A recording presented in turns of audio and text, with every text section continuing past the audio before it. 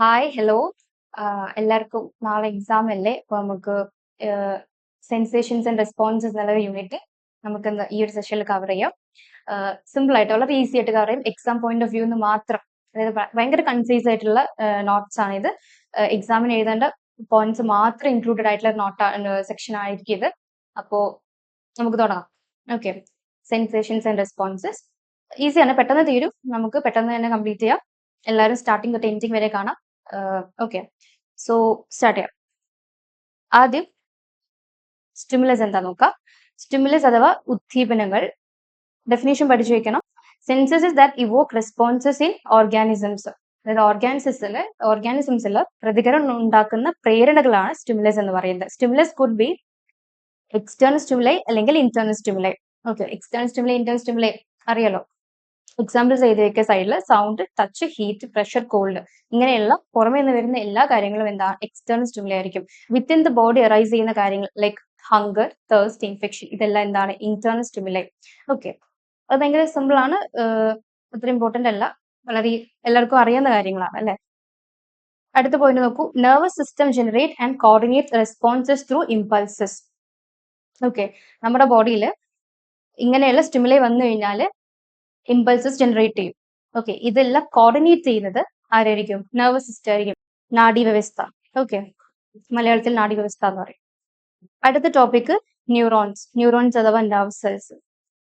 Neurons ഉള്ള question കണ്ടു കഴിഞ്ഞാൽ ഡെഫിനേഷൻ എഴുതി വെക്കാം, പടം വരച്ചു വെക്കാം, പാർട്സ് ലേബിൾ ചെയ്യുക, അതിന്റെ ഫംഗ്ഷൻസ് എഴുതി വെക്കാം, അത്രയേ ഉള്ളൂ. ഓക്കെ, ന്യൂറോൺസ് എന്ന് പറഞ്ഞാൽ structural and functional unit of the nervous system. Okay, പിന്നെ ഡയഗ്രാം നോക്കൂ. ഇതിലെ പാർട്സ് നമുക്ക് ഓരോന്നായിട്ട് പാർട്സും അതിന്റെ പർട്ടിക്കുലർ ഫംഗ്ഷൻസും പഠിച്ചേക്കും. ഓക്കെ, ഫസ്റ്റ് പാർട്ട് എന്താ? ഡെൻഡ്രോൺസ്, പിന്നെ സൈറ്റോൺ അഥവാ സെൽ ബോഡി, പിന്നെ ഇവിടെ ഒരു റോഡ് ലൈക്ക്, ഒരു സ്ലെൻഡർ റോഡ് ലൈക്ക് സ്ട്രക്ചർ കാണുന്നുണ്ടല്ലോ, ദാറ്റ്സ് കോൾഡ് ആക്സോൺ. പിന്നെ ഇതിനെ സറൗണ്ട് ചെയ്തിരിക്കുന്ന ഷ്വാൻ സെൽസ് ഇവിടെ കാണുന്നില്ലേ, ഷ്വാൻ സെൽസ്. ഈ ആക്സോണിന്റെ ടിപ്പിൽ എൻഡിങ് ഓഫ് ആക്സോൺ ഇവിടെ നിങ്ങൾക്ക് സിനാപ്റ്റിക് നോബ്സ് കാണാം. നോബ് എന്ന് പറഞ്ഞാൽ എന്താ? ഒരു ബൾബ് ലൈക്ക് സ്ട്രക്ചർ, അതാണ് സിനാപ്റ്റിക് നോബ്. ഇനി ഓരോ പാർട്ടും അതിന്റെ ഫംഗ്ഷൻ. ഓക്കെ, ഒരു ടേബിളർ കോളം ഉണ്ട് ഇവിടെ. പാർട്ട് ഓഫ് ന്യൂറോൺ എന്താ? First part dendrite. ഡെൻഡ്രൈറ്റ് എന്ന് പറഞ്ഞാൽ ന്യൂറോണിന്റെ അറ്റത്ത് കാണുന്ന ഷോർട്ട് പ്രോസസ്സുകൾ അല്ലെങ്കിൽ ഷോർട്ട് എക്സ്റ്റൻഷൻസ്, അതാണ് എന്ത്? ഡെൻഡ്രൈറ്റ് എന്ന് പറയുന്നത്. So dendrite receive impulses. Second part dendrons. Dendrites ഏറ്റവും ടിപ്പിൽ കാണുന്നത്. ഓക്കെ, ഈ ടിപ്പിൽ കാണുന്നത് ഡെൻഡ്രൈറ്റ്സ്. അത് കഴിഞ്ഞിട്ട് വരുന്നത് ഡെൻഡ്രോൺസ്. ഓക്കെ, ഇതാണ് dendrons. Okay, so what is the function of dendron? Dendron എന്ത് ചെയ്യുന്നു? ഡെൻഡ്രൈറ്റിൽ നിന്ന് സെൽ ബോഡി അഥവാ സൈറ്റോണിലേക്ക് ഇമ്പൾസിനെ എത്തിക്കുന്നു. അതാണ് ഡെൻഡ്രോൺ ചെയ്യുന്നത്. ഇനി സൈറ്റോൺ അല്ലെങ്കിൽ സെൽ ബോഡി ഓഫ് കോഴ്സ് എന്ത് ചെയ്യും? ഈ ഇമ്പൾസിന് അടുത്ത പാർട്ട് എന്താണ്? അടുത്ത പാർട്ട് സ്ലെൻഡർ ട്യൂബിൾ ലൈക്ക് സ്ട്രക്ചർ, അതായത് ആക്സോണിലേക്ക് ഇമ്പൾസിനെ പാസ് ചെയ്തു. അതാണ് സൈറ്റോൺ അല്ലെങ്കിൽ സെൽ ബോഡിയുടെ function. Next part axon.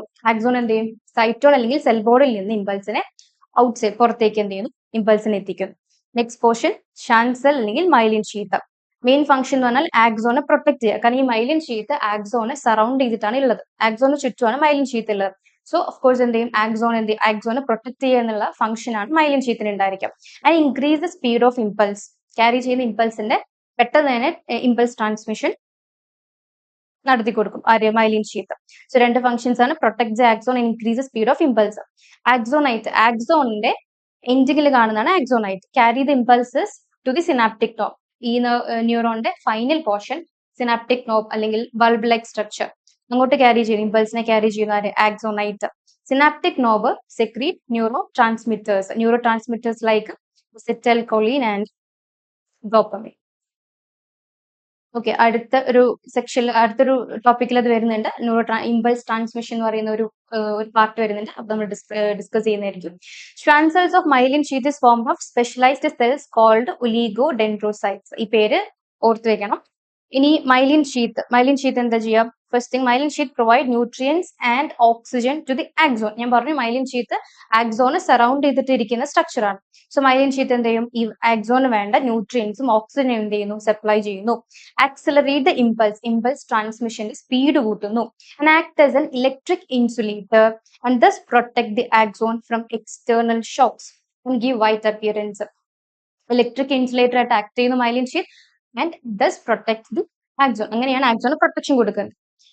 Then give white appearance. White, that's called white matter to the neural part. ഇനി നിങ്ങൾ ശ്രദ്ധിക്കേണ്ട പോയിന്റ് വൈറ്റ് മാറ്റർ എന്താ ഗ്രേ മാറ്റർ എന്താ ഒന്നുമില്ല, സിമ്പിൾ ആണ്. മൈലിനേറ്റഡ് ന്യൂറോൺസ് ഒരുപാടുണ്ടെങ്കിൽ നമുക്ക് ആ പാർട്ടിന് വൈറ്റ് മാറ്റർ എന്നും മൈലിനേറ്റഡ് ന്യൂറോൺസ് ആബ്സെന്റ് ആണെങ്കിൽ ഗ്രേ മാറ്റർ എന്ന് വിളിക്കാം. ഇവിടെ ഒരു ഡയഗ്രാം കൊടുത്തിട്ടുണ്ട്. സി ആക്സോൺ കാണാം, ആക്സോണ് ചുറ്റും എന്ത് കാണാം, മൈലിൻ ഷീറ്റ് കാണാം. ഓക്കെ, അടുത്ത ടേം ആണ് സിനാപ്സ്. സിനാപ്സിന്റെ ഡെഫിനിഷൻ അറിഞ്ഞിരിക്കണം. ഒന്നുമില്ല, just junction between neurons or between neurons and a muscle cell or glands എന്ന് വെച്ചാൽ രണ്ട് ന്യൂറോൺസിന് ഇടയിലെ ജംഗ്ഷൻ, അല്ലെങ്കിൽ ഒരു ന്യൂറോണും ഒരു മസിൽ സെല്ലിനും ഇടയിലൊരു ജംഗ്ഷൻ, അല്ലെങ്കിൽ ഒരു ന്യൂറോണും ഗ്ലാൻഡിന്റെയും ഇടയിലെ ജംഗ്ഷൻ, ഇതാണ് സിനാപ്സ്. ഓക്കെ, സിനാപ്സ് എന്താ ചെയ്യുക, regulate the speed and direction of impulses. Okay, ഇമ്പൾസിന്റെ സ്പീഡും ഡയറക്ഷനും റെഗുലേറ്റ് ചെയ്യുന്നു synapse. Impulses are transmitted across the synaptic cleft only through chemical called a neurotransmitter secreted from the synaptic knob. ഈ ഇമ്പൾസുകൾ synaptic ക്ലഫ്റ്റിൽ എങ്ങനെയാണ് transmit ചെയ്യുന്നത്?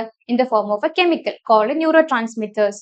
Okay, ഈ neurotransmitters structure describe ചെയ്തപ്പോൾ പറഞ്ഞായിരുന്നു, ന്യൂറോ-ട്രാൻസ്മിറ്റേഴ്സ് സിനാപ്റ്റിക് നോബിൽ നിന്നാണ് സെപ്പറേറ്റ് ചെയ്യുന്നത്.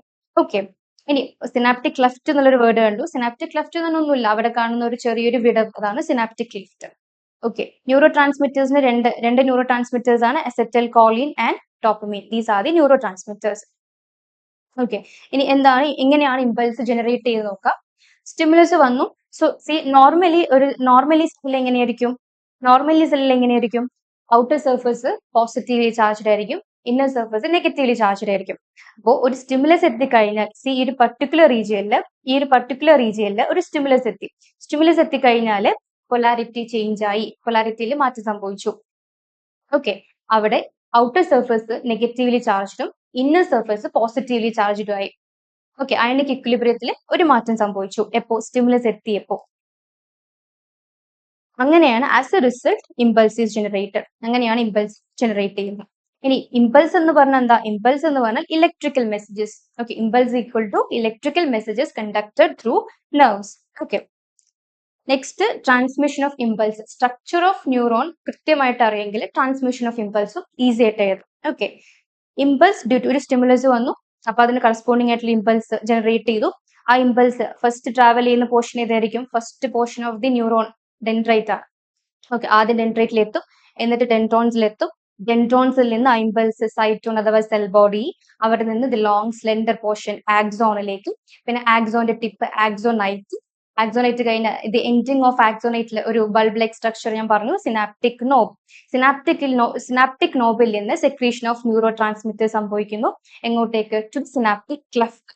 ഓക്കെ, ഇങ്ങനെയാണ് അത് അടുത്തിരിക്കുന്ന അഡ്ജസന്റ് ഡെൻഡ്രൈറ്റ്സിനെ സ്റ്റിമുലേറ്റ് ചെയ്യുന്നത്. അതായത് ഒരു നെർവ് കഴിഞ്ഞാൽ ഒരു നെർവ് എൻഡിങ്ങിന്റെ അവസാനം എന്തായിരിക്കും, അടുത്ത ന്യൂറോണിന്റെ ബിഗിനിങ് ആയിരിക്കും, അടുത്ത ന്യൂറോണിന്റെ ഡെൻഡ്രൈറ്റ്സ് ആയിരിക്കും ഉണ്ടായിരിക്കുക. അപ്പൊ ആ ഡെൻഡ്രൈറ്റ്സിനെ സ്റ്റിമുലേറ്റ് ചെയ്യുന്നു.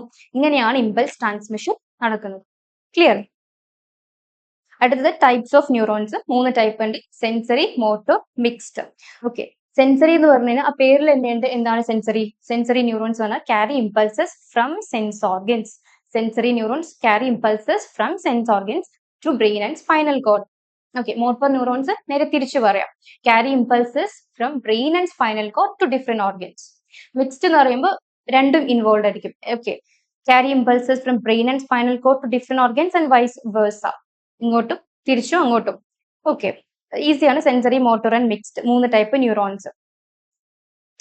അടുത്തത് classification of human nervous system. Human nervous system നിങ്ങൾക്ക് എങ്ങനെ ക്ലാസിഫൈ ചെയ്യാം? 2 ആയിട്ട് ക്ലാസിഫൈ ചെയ്യാം, CNS and PNS. Okay, central nervous system and peripheral nervous system. എന്തുകൊണ്ട് സെൻട്രൽ നെർവസ് സിസ്റ്റം എന്നുള്ള പേര് വന്നു? സെൻട്രലി ലൊക്കേറ്റ് ആയിട്ടുള്ള 2 ആൾക്കാർ, ബ്രെയിനും സ്പൈനൽ കോഡും. ഇത് രണ്ടും അല്ലാതെ അതിനെ കണക്ട് ചെയ്തിരിക്കുന്ന ബാക്കി എല്ലാ നെർവ്സും comes under PNS, peripheral nervous system. അതായത് പെരിഫറിയിൽ കാണുന്ന എല്ലാ നെർവ്സും comes under peripheral nervous system. Okay, CNS just ബ്രെയിനും സ്പൈനൽ കോഡും, PNS അഥവാ പെരിഫറൽ നെർവസ് സിസ്റ്റത്തിൽ 12 ക്രേനിയൽ നെർവ്സും 31 സ്പൈനൽ നെർവ്സും.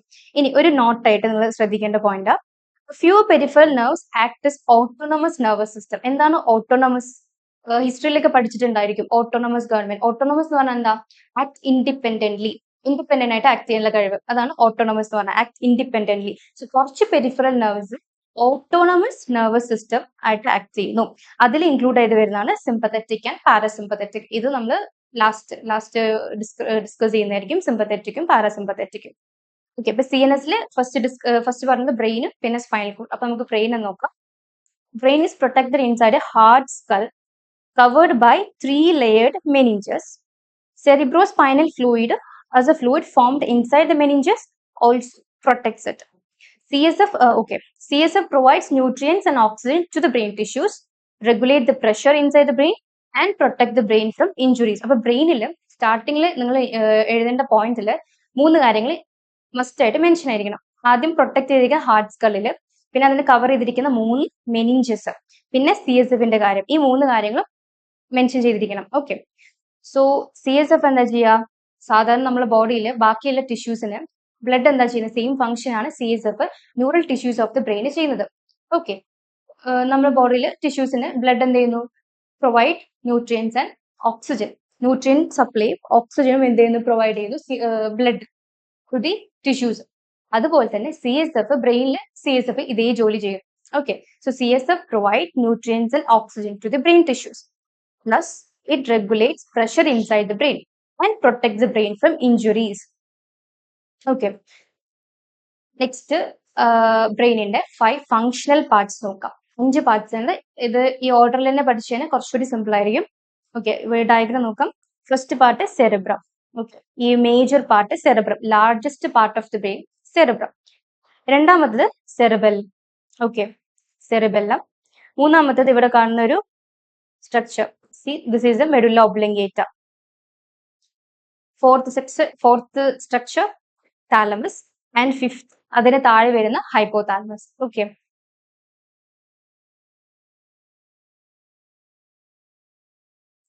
ഇനി ഓരോ പാർട്ടും അതിന്റെ ഫങ്ഷൻസും നോക്കാം. First cerebrum. Cerebrum is the largest part അല്ലെങ്കിൽ major part of the brain with fissures and folds. ഒരുപാട് മടക്കുകളും ചുളിവുകളും ഉണ്ടായിരിക്കും. Okay, cerebral cortex is grey color. Cerebral cortex is grey color. Grey matter and the white matter and the മേലെ നമ്മൾ discuss ചെയ്താണ് already. അപ്പൊ അത് നോക്കുക. പിന്നെ നിങ്ങൾ ശ്രദ്ധിക്കേണ്ടത് functions of cerebrum. Cerebrum centre of thought, imagination, intelligence and memory, Evoque sensations. ഇവിടെ നിങ്ങൾ ഏറ്റവും കൂടുതലായിട്ട് ഫോക്കസ് ചെയ്യേണ്ട point, it controls voluntary movements. Cerebrum controls voluntary movement. ഇതാണ് നിങ്ങൾ ഫോക്കസ് ചെയ്യേണ്ട പോയിന്റ്. കാരണം ഇനി ഇൻവോളണ്ടറി മൂവ്മെന്റ് വരും. ഓക്കെ, താഴെ നോക്കൂ, മെഡുല്ല ഒബ്ലോങ്കേറ്റയില് കൺട്രോൾസ് ഇൻവോളണ്ടറി ആക്ഷൻസ് എന്ന് പറയുന്നുണ്ട്. അപ്പൊ അത് രണ്ടും കൺഫ്യൂസ് ചെയ്ത് പോരുത്. സെറിബ്രത്തിലാണ് cerebrum controls voluntary movements. Okay, coming to cerebellum. Cerebellum സെറിബ്രത്തിന് താഴെയായിരിക്കും. നമുക്ക് ഓർത്ത് വെക്കാൻ വേണ്ടി പറയാം, സെറിബ്രത്തിന് ബിലോ ആയിരിക്കും എന്ത്? Cerebellum. Seen as 2 flaps behind the cerebrum, it coordinates muscular activities. Cerebellത്തിന്റെ മേജർ റോൾ എന്ന് പറഞ്ഞാൽ maintains equilibrium of the body. Okay, third part medulla oblongata.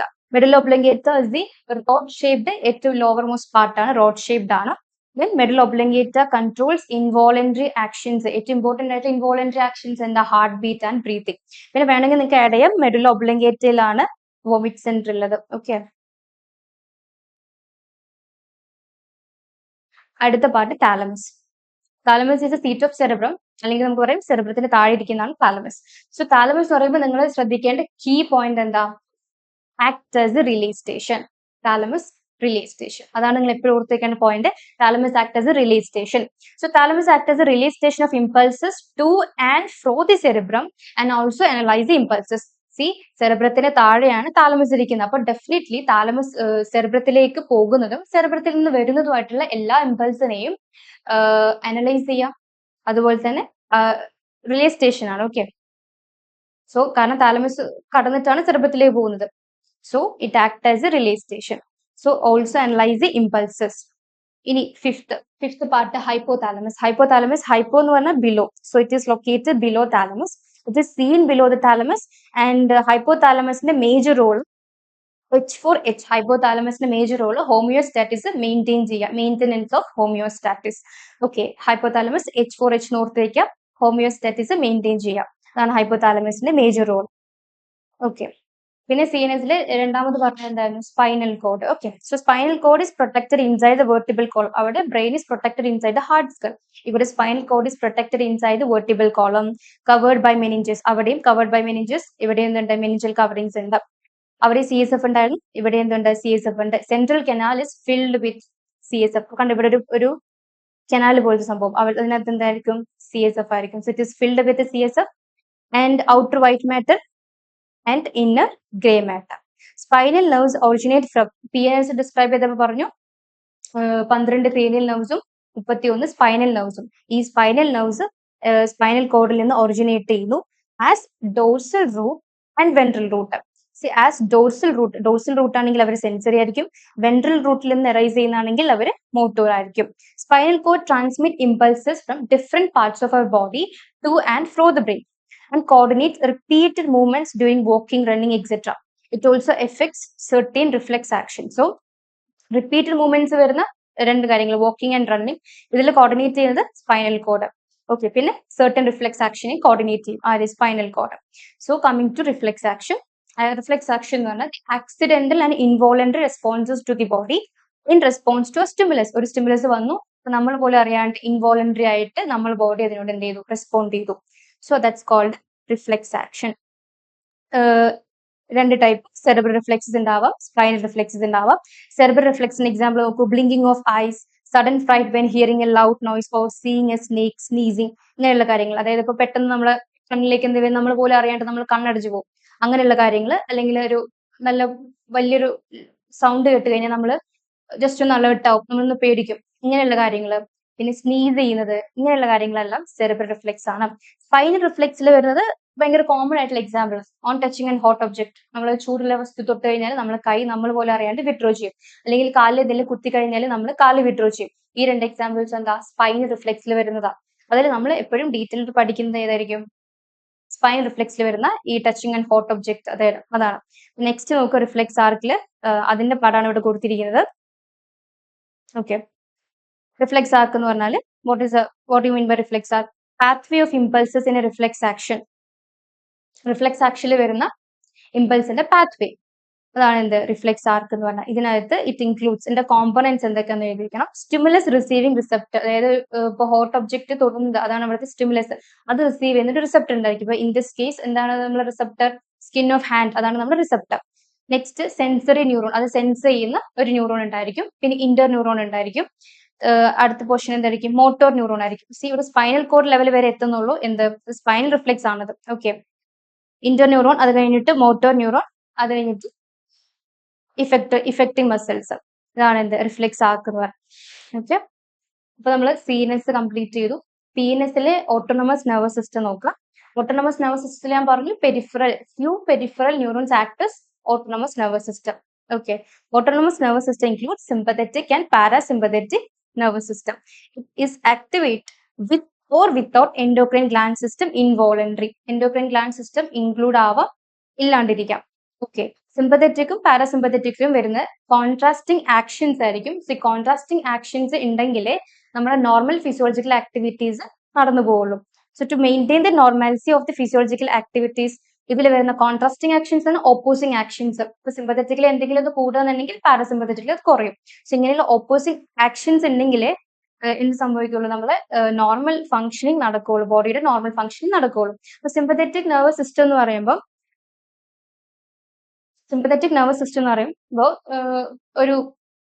ഒരു പട്ടി നിങ്ങൾ ഓടിക്കാൻ വരുന്ന സിനേറിയോ നിങ്ങൾ ഇമാജിൻ ചെയ്യുക. പാരാസിമ്പത്തറ്റിക് എന്ന് പറയുമ്പോൾ നിങ്ങൾ നോർമൽ ആയിട്ട് കൂൾ ആയിട്ട് ഇരിക്കുന്ന ഒരു സിറ്റുവേഷൻ ഇമാജിൻ ചെയ്യാം.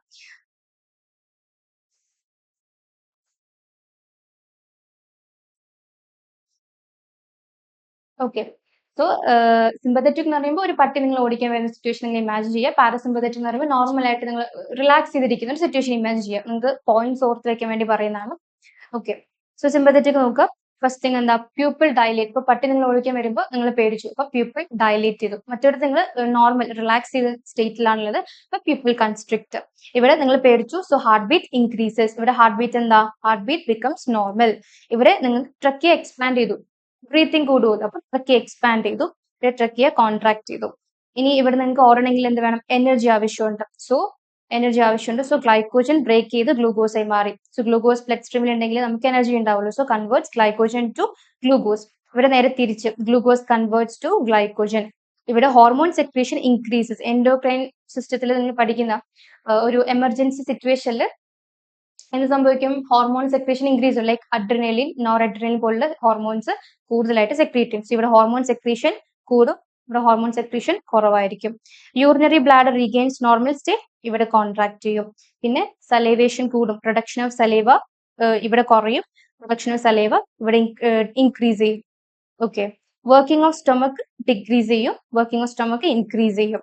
Peristalsis slows down, peristalsis increases. അതായത് ഒന്നിന്റെ കോൺട്രാസ്റ്റിംഗ് ആക്ഷൻ ചെയ്ത് വെക്കാം, ഒന്നിന്റെ ഓപ്പോസിറ്റ് ചെയ്ത് വെക്കാം. അതാണ് എന്ത്? Sympathetic and parasympathetic nervous system. Okay, അത് ജസ്റ്റ് നോക്കിയേക്കാം. ലാസ്റ്റ് ടോപ്പിക് ആണ് neural disorders and cause symptoms. 3 neural disorders ആണ് പഠിക്കാനുള്ളത്. Alzheimer's, Parkinson's disease and epilepsy. Okay, അതിന്റെ കോസ് പഠിച്ചു വെക്കാം, അതിന്റെ സിംറ്റം പഠിച്ചു വെക്കാം. ഓക്കെ, അൾഷിമേഴ്സിൽ എന്താ സംഭവിക്കുന്നത്? ഒരു ഇൻസോലുബിൾ പ്രോട്ടീൻ ബ്രെയിനിൽ എന്ത് ചെയ്യുന്നു? അക്യുമുലേറ്റ് ചെയ്യുന്നു, അടിഞ്ഞുകൂടി ഈ ഇൻസോലുബിൾ പ്രോട്ടീൻ അവിടെ അടിഞ്ഞുകൂടി അവിടെയുള്ള ന്യൂറോൺസ് എന്ത് ചെയ്തു? ഡീജനറേറ്റ് ആയി പോയി. So degeneration of neurons due to accumulation of an insoluble protein in the neural tissues of the brain. അതാണ് അൾഷിമേഴ്സിൽ സംഭവിക്കുന്നത്. ഇതിന്റെ സിംറ്റംസ് എല്ലാവർക്കും അറിയായിരിക്കും. മെമ്മറി ലൂസ് ആയിരിക്കും, ഫ്രണ്ട്സിനെയും ഫാമിലിനെയും ഒന്നും തിരിച്ചറിയാൻ പറ്റില്ല, പിന്നെ റൂട്ടീൻ വർക്ക്സ് ഒന്നും ചെയ്യാൻ പറ്റില്ല. സിംറ്റംസ് ഭയങ്കര കോമൺ ആണ്, എല്ലാവർക്കും അറിയായിരിക്കും.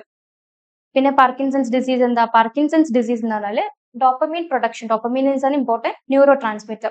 ഡോപ്പമീൻ പ്രൊഡക്ഷൻ കുറഞ്ഞു. എന്തുകൊണ്ട്? എന്തൊരു സാധനം നമ്മൾ ബോഡിയിൽ സെക്രീറ്റ് ചെയ്യുന്നെങ്കിലും ബ്രെയിനിൽ നിന്നൊരു മെസ്സേജ് വരണം. സോ ഡോപ്പമീൻ സെക്രീറ്റ് ചെയ്യണം എന്ന് പറഞ്ഞ് മെസ്സേജ് വരുന്നില്ല. വൈ? ബിക്കോസ് അതിലുള്ള സ്പെസിഫിക് ഗാൻഗ്ലിയോൺ എന്താ? ഡീജനറേറ്റ് ചെയ്ത് പോയിട്ടുണ്ട്. So degeneration of specific ganglion in the brain, അത് കാരണം ഡോപ്പമീൻ പ്രൊഡക്ഷൻ കുറഞ്ഞു പോയി. അതാണ് പാർക്കിൻസൺസ് ഡിസീസിന്റെ കോസ് എന്ന് പറയുന്നത്.